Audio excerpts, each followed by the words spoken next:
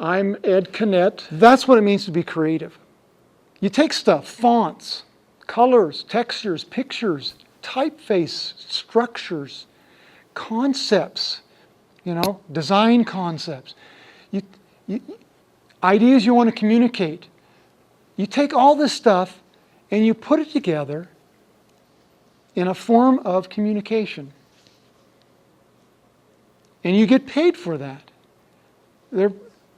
There's probably nothing you will do as a graphic designer where your pay isn't associated with somebody's marketing or business effort. That's what pays the bills. Now, if you want to draw pictures all the time and paint and sell them on the auction, that's great.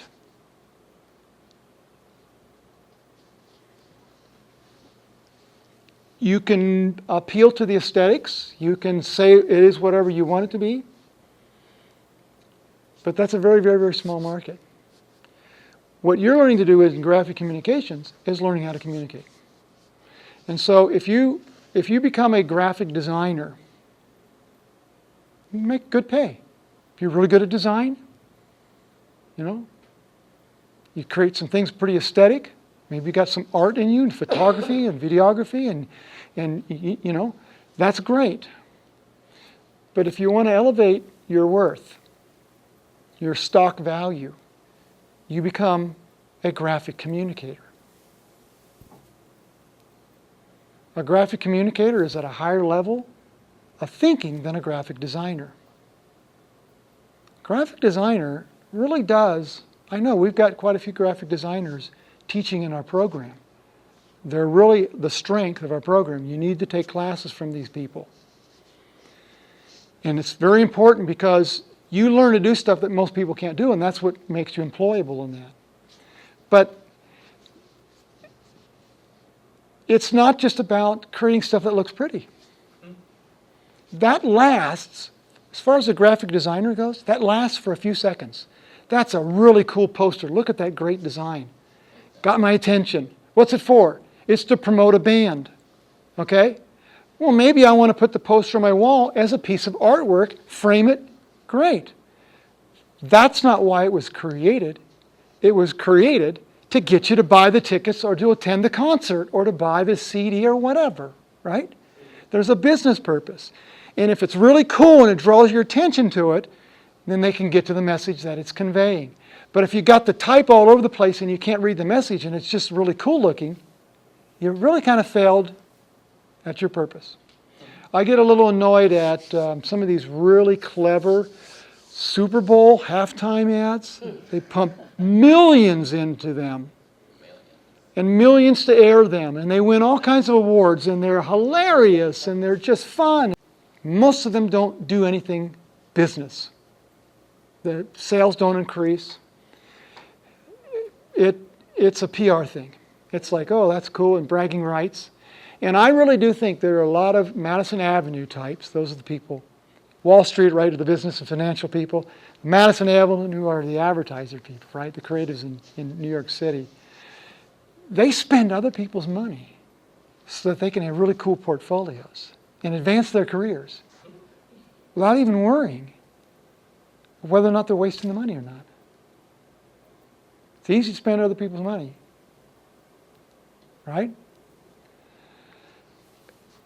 The reason it works, people are willing to let you abuse them. Especially New Yorkers. Yeah. They're like, I'm a New Yorker. that was great, everybody's talking about it, right? I see these hilarious beer ads. I can't, most of the time I can't even tell you what brand it is. Oh, now the little frogs, Bud, why, Zer, yeah, I got that, right? I'm from Seattle. There's a local beer up there called Rainier Beer. Best commercial I ever saw. A lone road, motorcycle guy, just going off down the road there. And all you heard was, Rainier Beer. Talk about placing that. That's what we call positioning it. Yeah, it works. That's what we're trying to learn here, is not to be really clever in great design in that, but be great communicators. understanding what's the client trying to do, communicate, happen. You design a brochure for your client.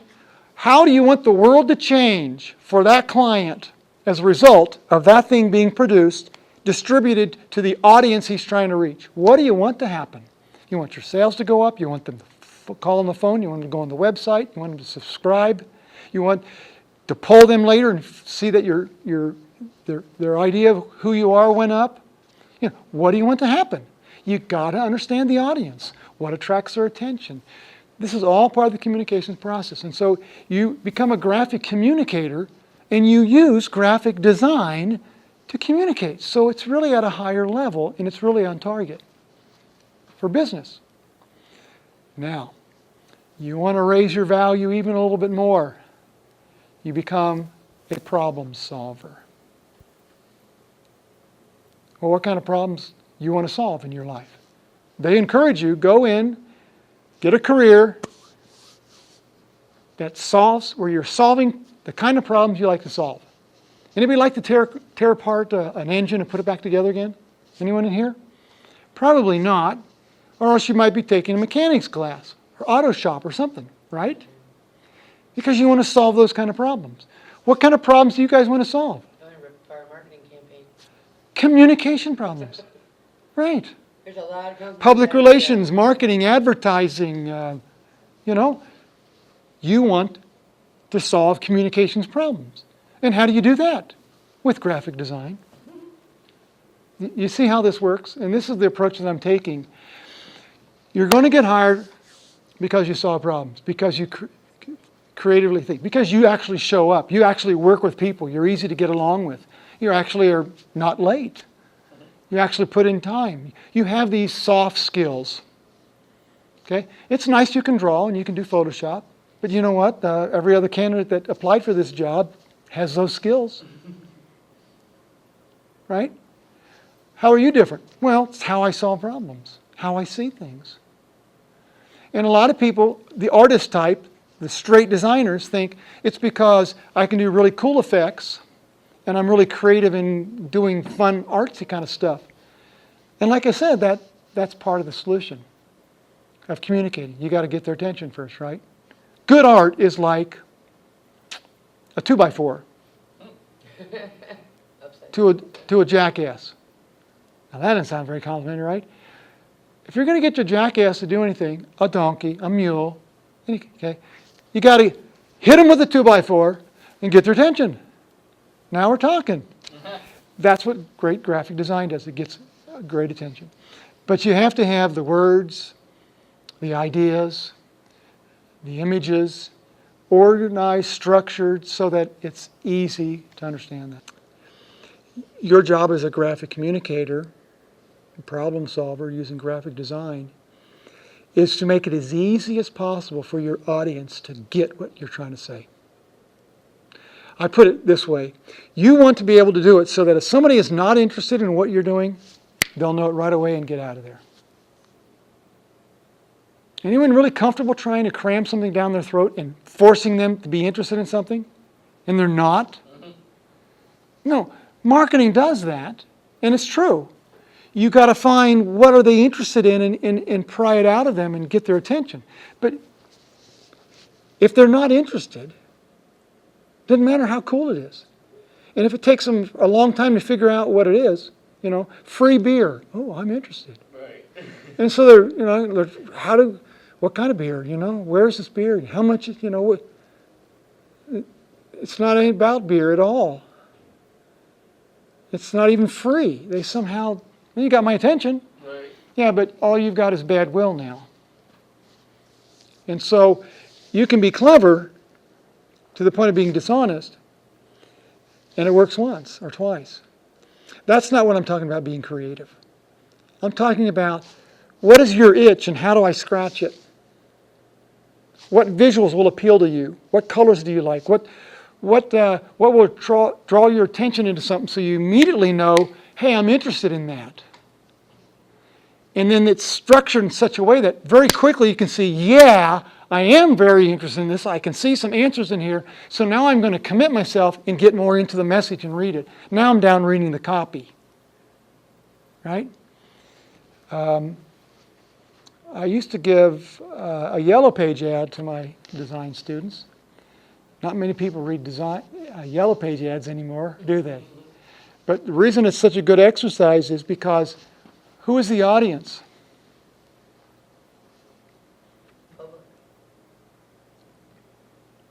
Somebody who is willing and ready to buy a particular product or service now. And I want to know who they are. I'm going to call them up, or I'm going to go to their store, right? So I'd have them do a pool ad. Okay, and I picked the worst pool ad in the Yellow Pages and had them redo it. Turns out that somebody said, yeah, my sister used to be the secretary of that pool company. They went out of business 10 years ago. It was a really old pool ad. I'm like, well, their ads suck. No wonder they went out of. Because they advertised it in the Yellow Pages. And what's the Yellow Pages? It's a venue that's quite unique. All of your competition is right there in the same section of the same book that all of your audience goes to and looks at. That's unique. That's not even the web. Right? You can't go to one place on the web and all your competition's there. So what do they want to put in their ad? I want my phone number really big. Why? Because it's a phone book. I want them to call me. So you think your number bigger is this how they use the phone book? I'm going to put the phone book here. I'm going to get across the room where my phone is. And I'm going to go, oh, that one's really big. I can read that one. I'm going to call them. If they want to call you, they're going to look at the fine print, aren't they? Yes. Don't waste all the real estate on the phone number. Put a picture of a pool that makes you unique. You see, that's the whole approach that we're trying to take. And so in Intro to Graphic Communications is we're just learning a little bit about everything across the board, but particularly communicating. About a third of the class is about printing. A third of the class is non-print. Web, social media, multimedia. And then the other third of the class is just generic principles that apply across the board. Layout, typography, design principles, photography principles, some basic terminology, some basic concepts, so that when you take one of these classes in the future that really delves into it, you've got somewhat of a working vocabulary, somewhat of a perspective of how this new body of knowledge is going to tie into the rest. So anyway, that's the approach I'm taking. So it's very, very broad and somewhat shallow, although, be careful where you wade, because every once in a while you go down over your head a little bit.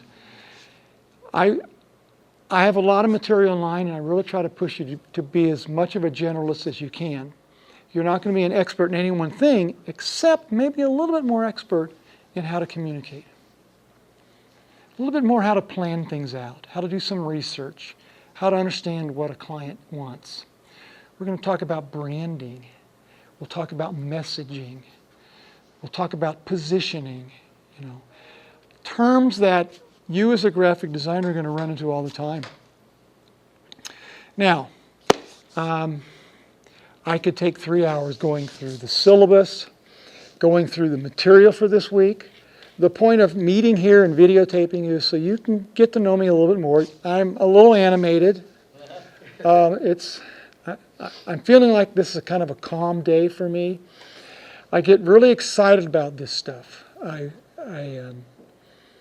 have my opinions, and they're strong, but I'm pretty resilient and I listen to other ideas.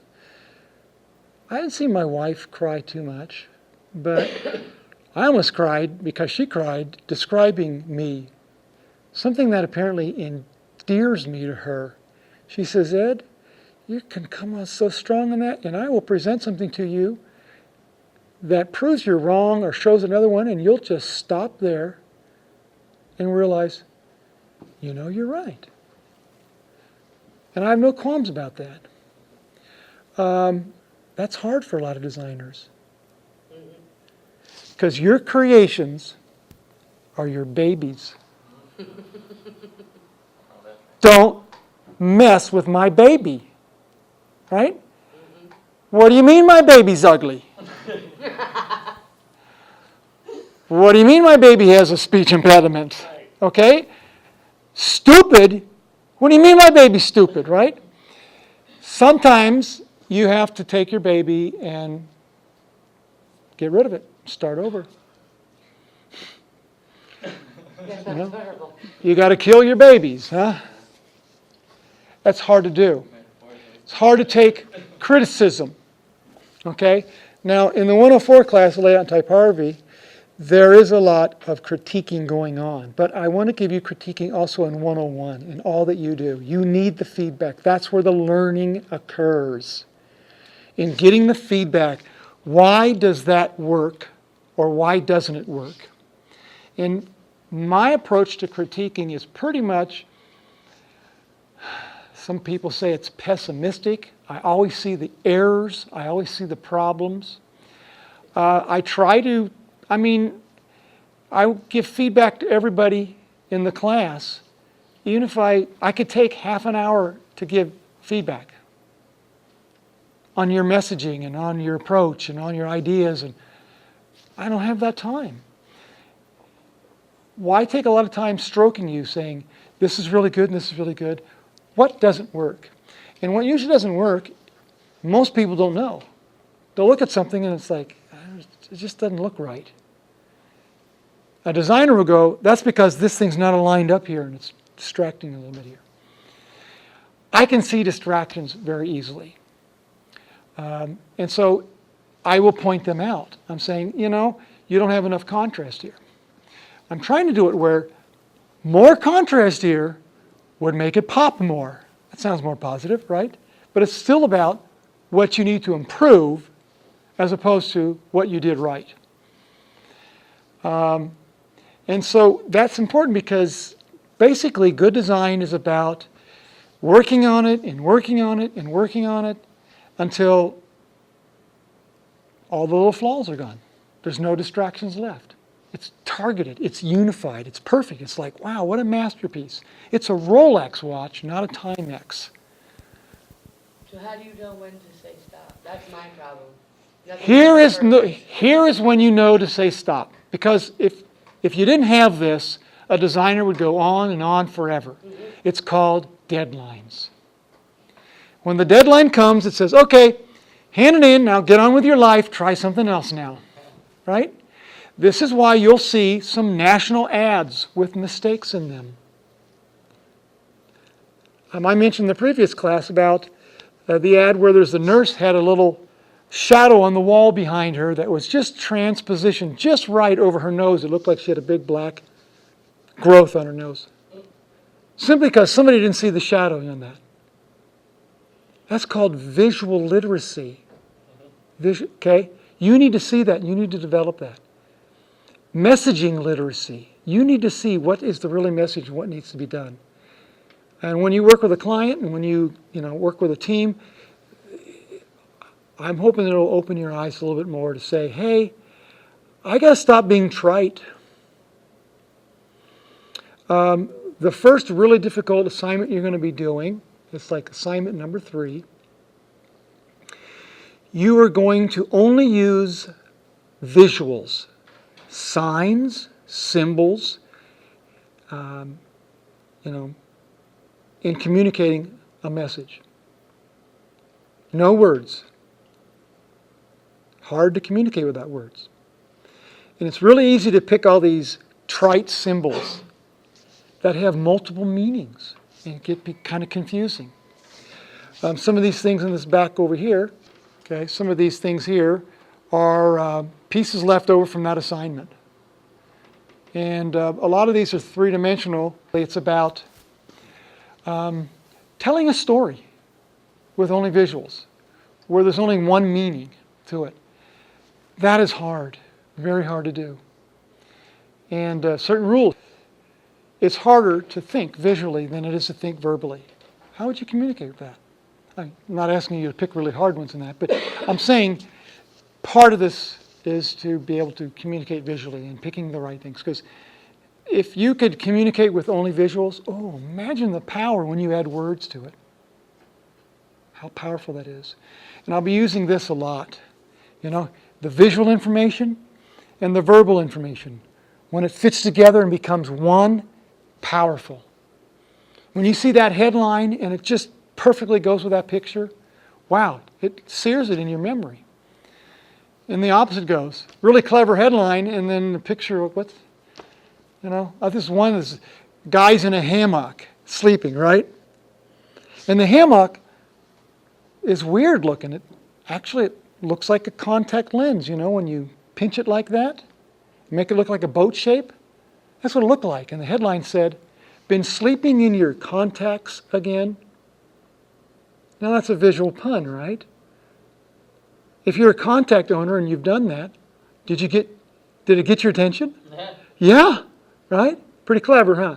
It's that visual and that verbal works together. It could be clever wordsmithing, but it just could be the clever use of a visual. And that's what we want to try to increase is our ability to think and see differently. So anyway, everything's online in the modules. Go through the modules, one thing at a time. There's a lot of stuff there. I was just comparing notes with another instructor before this. And his week 1, he has 2 items on it. I'm like, I got 2 pages, a list of 2 pages of stuff on mine. A link to go here and look at some stuff, and a link to here. And it's easy to skip through it in that. I think what I'm going to do is do an online demonstration walking you through Canvas. Who's not used Canvas before? Or some sort of online? Everybody's used Canvas? Okay, good. I don't think mine's structured any differently than what others do, but some people have said they have a difficult time following my stuff. So you want to get on and make sure that you have notifications set up so that when a calendar changes or I post an announcement or something like that, I grade you something, you'll get a text or an email sent to you. That's very, very critical. If you've not received from me some emails through the class mailing list, and maybe that's why you haven't done some of the things I've asked you to do, even though this is the first day of the class semester. I've been emailing a week before. It's probably because the email list that I have been using, and I got that email list from my CSN, means that they don't, the my CSN email they've got on file is not the one they check every day. So make sure that your communications is in line. And if you can show up to the weekly online when I have it organized, that's great. But at least watch them. The point is, I'm trying to do a real mix-up here of visual and verbal. It's not just like typical online where you read and you write. You read and you write, and that's pretty much a lot of online. Anyone had an online class and that's about all they did is read and write? Mm-hmm. Yeah. English works great. Yeah. Doesn't work here. Okay. And so I have a lot of videos, a lot of web stuff for you to look up, and probably more than you have time to look at. I'm going to try to pare it down, and because I realize that students sometimes just want to get through a class. I know that I have the attitude that this class is the best class you're ever going to take. Not that it has the best teacher, but that it has an opportunity for you really to sink your teeth in and get some solid skills if you take advantage of it. That's one of the reasons that I wanted to be on tape and talk to you about this, because can you imagine taking the transcript of everything I've said and then expect you to read it? I sat down, I had 2 pages of what I wanted to say. I'm like, who's going to read this? Maybe I can put it in a slide presentation. I do a lot of slideshows and that. I have you do slides because it's an easy way to learn some basic layout and design skills. One idea per slide, one big picture appropriate to what you want to say, a little bit of content. Because when you do your final presentation at the end of the semester to the client, the slide behind you is just a visual support to your presentation. You are the presentation. The slides are not the presentation. No, you can do it as a Prezi, you could do it as posters, but something that has a visual support of what you're saying. Now, it's been pretty boring just listening to me talk. I don't have things set up to go through that. But the main reason was that you could feel a little bit more connection to the class, to me, and realize that this is not going to be just a normal class. A normal online class. I mean, what online class has you come to campus? That has some people complaining. Well, I'm not requiring you to. This is just an opportunity for you to come. Are you going to do in-person meets once a week or just online meets? Well, I have been doing it online once a week, and you show up at that time. Sometimes, usually it's about half the students in the class can meet on a Monday night, and 7 or 8 actually show up the first week, and by midterm there's 2 people left.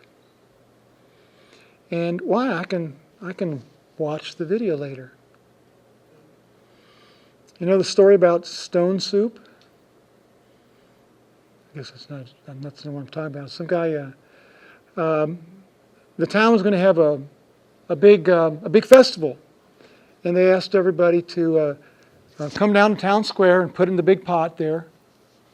You know, meat, vegetables, whatever. You know, sometime during the day, and then at the end of the day, we'll come down and have a feast.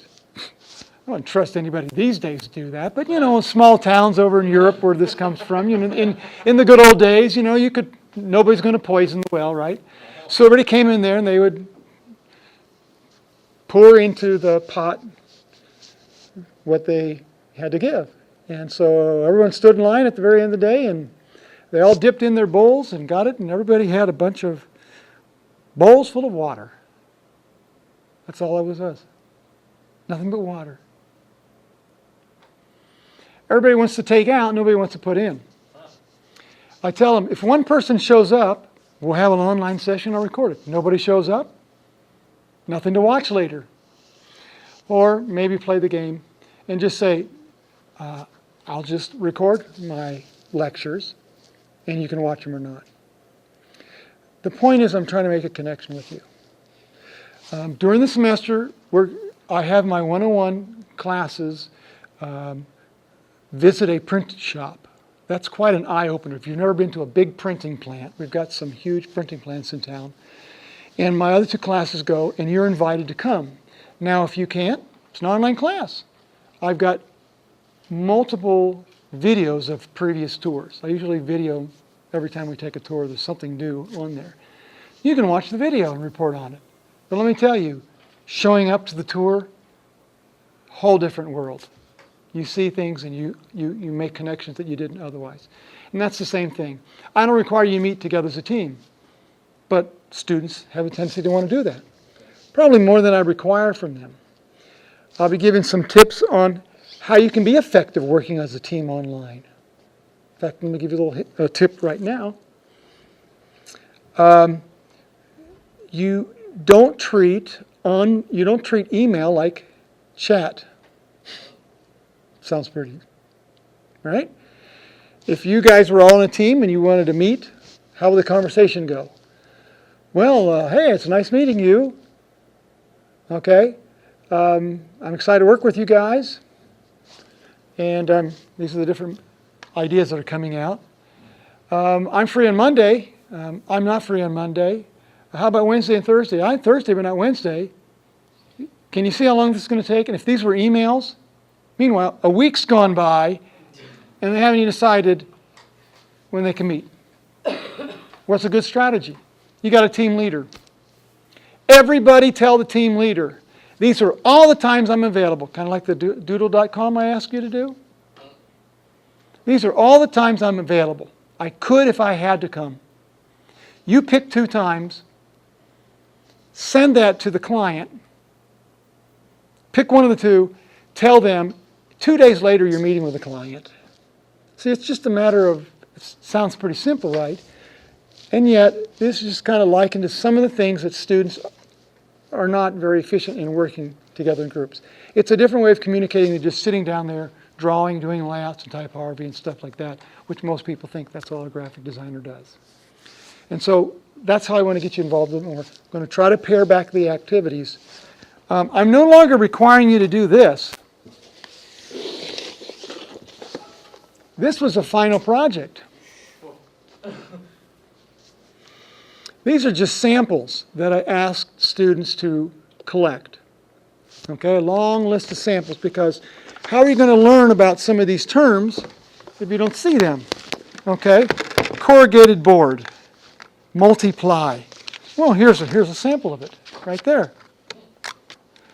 Okay, a foiled stamp hologram. Okay, these are terms. Wire-o binding. Okay, a ligature. Okay, so these are examples of terms and concepts that we go through. Foiled paper. And so it's, here's variable data printing, an example of that. These are 9 different categories of topics that we're going to go through. And I will have posted online samples of these. It's very difficult to see the samples without seeing in person. You can come in, look at them, feel them, okay? Some people don't want to do that. You're going to, as part of the final exam, I'm going to give you a packet of about 10 different design pieces. And with a really long list of terms dealing with anything on paper, printing, layout, design concepts, photography, type. I'm going to ask you which on this list was used in creating this piece. Was that foiled paper with translucent overprint, or is that a foil stamping over a glossy stock? Why? Because if you're getting into printing as a designer, you need to be aware of these kind of things, okay? I'm not going to go into printing. Well, that's fine. That's part of the course, because we're covering everything. We're going to go through the different kinds of social media. What are their strengths? How do they use? How do they work together? Everybody thinks they know a lot more about social media than they do. And yet, can you appropriately use and recommend it to the client? Multimedia, videography terms and concepts. Well, I just want to go into print. I don't care about that. You're going to learn a little bit about that. And so, you don't have to do this. It ended up being a scavenger hunt. You know? Hey, does anybody have some embossing? You know? Yeah, here it is. Okay, thanks. I had no idea why it was embossing. Just collect it and put it in there. What's the point? Kind of defeated the purpose. So, I'm not asking you to do that, but ask you to know the concepts in that. So I will post some things online that you can be used to that. And I think maybe during the print tour, I think I'll bring one along. I haven't done that before. So if you want to kind of look at one of those, test yourself and get some help. You want to be a little more fluent. Understand some concepts and some terms. You don't have to be an expert. I mean, you should know what linen paper looks like, as opposed to what parchment paper is. These are common paper textures. You know, you should be familiar with what's a 20-pound bond, you know, as opposed to a 70-pound cardstock. It's just common stuff, okay? So anyway, a lot of different things we're doing in here. Any questions on the approach? Any questions on... Okay. Who's going to drop the class tomorrow? It is a little bit of work, but it's rewarding. And I am quite accommodating for those that work hard. At the end of the semester, because you guys are going to be making client presentations, you're free to come to campus, you can go to the client's place, or you could do it online. I mean, I've had one team where one of the members was in North Carolina, the other one was up in Utah, and the other one was here in Vegas. So the one in Vegas met with a client, and they did it all online, recorded it. And so, you know, you should be able to do this kind of stuff. But in the event, if you want to make your presentation online, I don't have you sitting in front of the computer like this, like you see a lot of webinars. I'm going to have you get back, right? And so you can see yourself almost full length, and you're actually presenting it like there's someone there. And because I want you to have some good presentation skills. This is a communications class. GRC 101. Introduction to Graphic Communications. I'm the only one who teaches this. Since Dan Lyons, who previously ran this course, ran it, he was a printing guy. He ran the print shop here for many years. He taught, this was his only class, and it was graphic communications pretty much is considered the printing industry. Used to be called the graphic arts industry. But it's kind of hard to come up with a name for our industry because it's so many names, graphic design, visual communications, visual design. I mean, it's hard because now we've got all this digital media and it's emerging. We'll be talking about a little of everything that is possible to talk about in the field, and it's kind of like an introduction, and most people think, well, I do a little bit of reading, maybe take a quiz, a couple assignments, but you're going to be working with teams. I think I'm going to make the teams a little bit larger. Normally they were like 3 or 4. I'm going to make them 4 to 6, averaging maybe 5. You'll work with a real client. You'll meet with a client. You can meet online or at the facilities. I want to put the teams together so if you really want to meet together personally, even though you're online, you're all from the same part of town. So that's why I'm asking you, in addition to doing that doodle.com, that you tell me which campus is closer to you. I should maybe refine that and say, what part of town do you live in? All right? What zip code in that? And I could put you together because a lot of students do that. Why do they do that? Because it's natural. Online is not natural. A lot of people don't like it because it's a little disconnected. You got to work harder to communicate. You got to work harder to be disciplined. And so I'm trying to engage you as much as possible by putting you in teams and coming up with various activities where every week you need to be at least a couple times a week logging in. Now those students who log in on Saturday, deadlines are on Saturday, they log in once and they do it, that's it, and you never hear from a week. They can finish the class, they can get a grade, they can get credit toward their graduation. They're missing out on an opportunity that I'm trying to create here for you to get some skills. And I don't mean skills you're going to learn to do software. It's not a software class. Now, I'm not talking about skills you're going to be a great designer in typography, though we talk about a little bit of each of these. I'm talking about soft skills.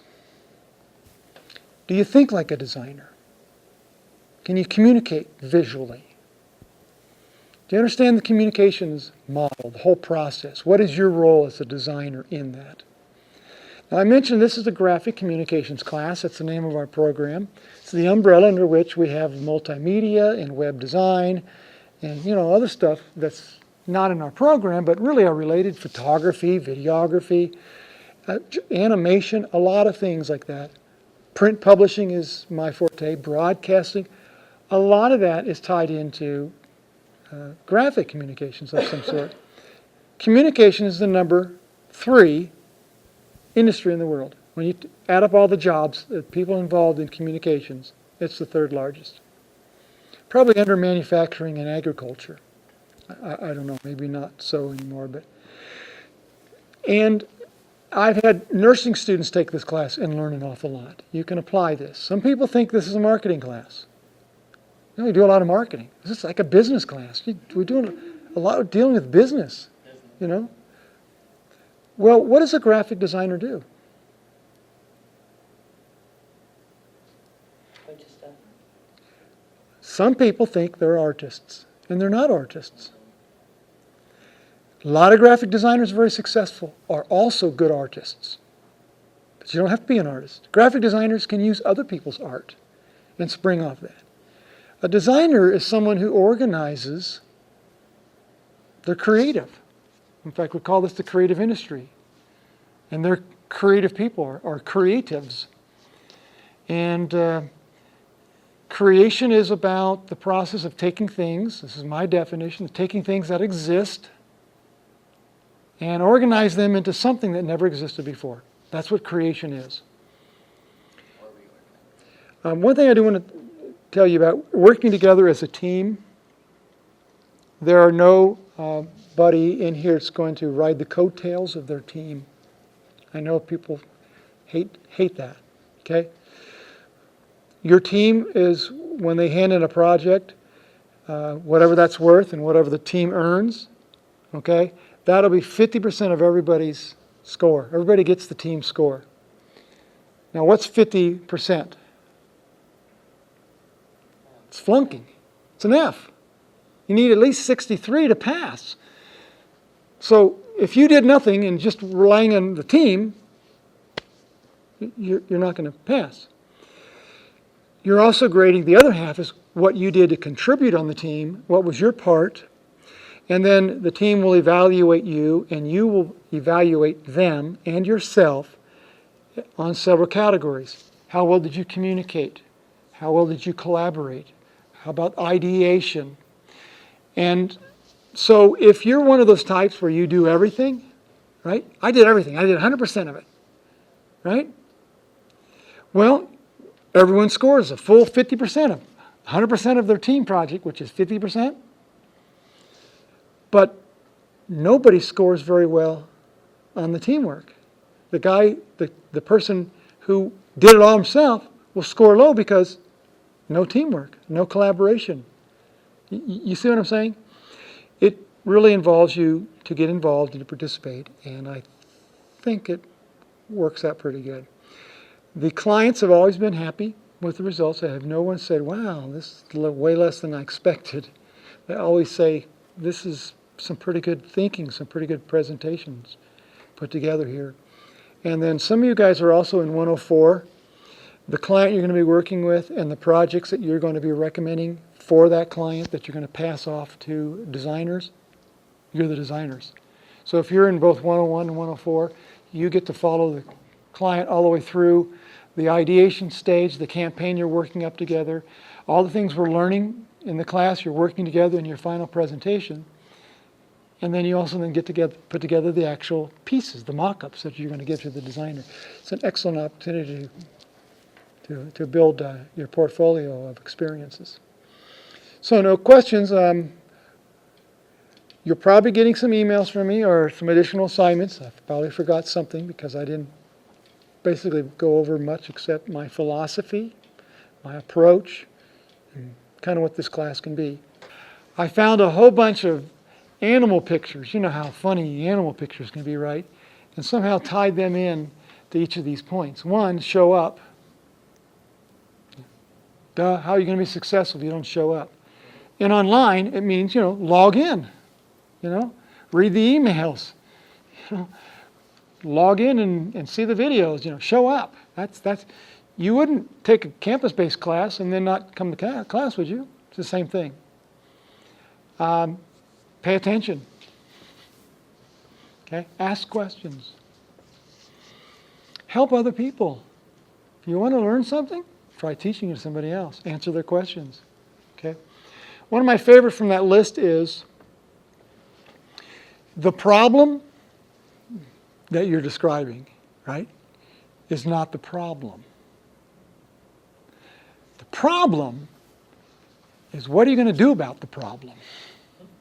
Right? No boss wants you to go to him saying, oh, we can't make the deadline here. We don't have enough budget to hire extra people to do it. That's the problem. What's the solution? Well, we have to cut down here. Got to make the deadline. That's not the problem. What are you going to do about it? And so somebody's not participating on the team. The client won't talk to us. Those aren't problems. Those are challenges, right? So what are you going to do about that? And so it's just a real-world experience here where you can actually shine. I'm going to show you some examples of some really, really good stuff that others have done as we get more into that. But yes? Do we have to purchase a book? I saw something that said, bring your book. Okay. This book, brand new, was $120. I can't ask somebody to pay $120 for a book. This is the 4th edition. Doesn't cost $120, but the 5th edition does. It might even cost more than that. The 4th edition is more geared to this class than the 5th edition. This is out of print. You might be able to get it online. Last semester, students got it for $10, free shipping. Okay, but it's not required. Some of this is actually online on Google Books. The reason I recommend this is if you have access to it and you want to flip through it, the way the course is divided up, the way this sample book was asked to be put together, it's based on the chapter, the topics in this book. And so that's why I'm recommending you get this. It's not a big expense.